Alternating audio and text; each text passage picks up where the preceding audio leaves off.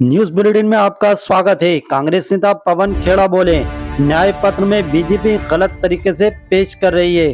कांग्रेस के न्याय पत्र में हिंदू मुसलमान शब्दों का जिक्र नहीं है।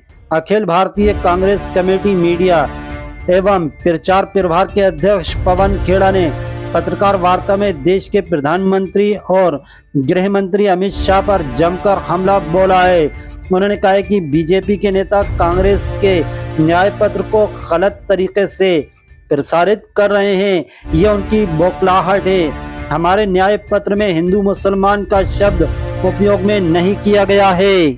चलते हैं हमारी अगली खबर की तरफ। पिछले शिवराज सिंह चौहान सरकार द्वारा शुरू की गई मुख्यमंत्री लाडली बहना योजना की आज 12वीं किस्त जारी कर दी गई है। सीएम मोहन यादव ने कहा है कि हमारी सरकार जो वादा करती है उसे पूरा भी करती है, इसलिए आज लाडली बहना योजना के खाते में 1250 रुपए डाल दिए गए हैं। प्रदेश की 1,29,00,000 बहनों के लिए ये खुशखबरी है, क्योंकि मुख्यमंत्री लाडली बहना योजना की 12वीं किस्त बहनों के खातों में भेज दी गई है। इस मौके पर सूबे के मुखिया मोहन यादव ने कहा है कि रघुकुल रीत सदा चली आई है, प्राण जाए पर वचन न जाए।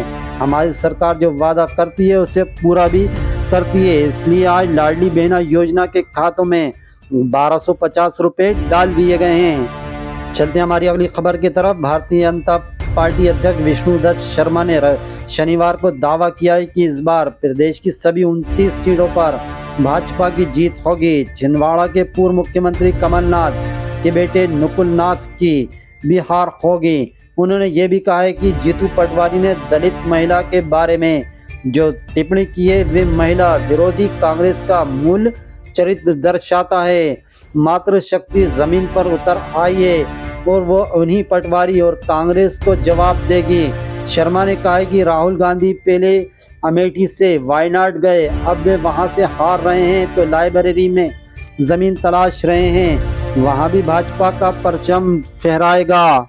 चलते हैं हमारी अगली खबर की तरफ। मध्य प्रदेश के पूर्व सीएम कमलनाथ ने कहा है कि कांग्रेस पार्टी ने हमेशा श्रमिक वर्ग का साथ दिया है और उनकी आर्थिक स्थिति मजबूत करने के लिए प्रयास किए हैं। श्रमिक वर्ग की स्थिति में क्रांतिकारी बदलाव लाने के लिए कांग्रेस ने अपने न्याय पत्र में कुछ महत्वपूर्ण घोषणाएं की हैं। पूर्व मुख्यमंत्री कमलनाथ ने भी एक ट्वीट कर मतदाताओं को साधने का प्रयास किया है।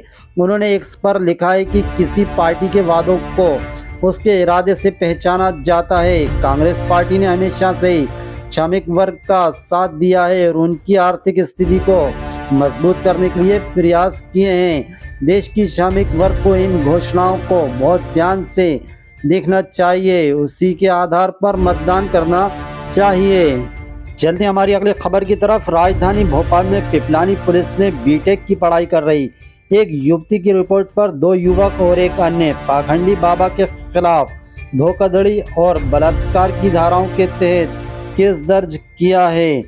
पीड़िता को यूपीएससी की परीक्षा पास कराने के लिए उसके दोस्त ने एक कथित बाबा से अनुष्ठान कराया और करीब 20 तोला वजनी सोने के जेवरात हड़प लिए हैं। इतना ही नहीं, बाबा के कहने पर उसने युवती को होटल ले जाकर उसके साथ बलात्कार किया है।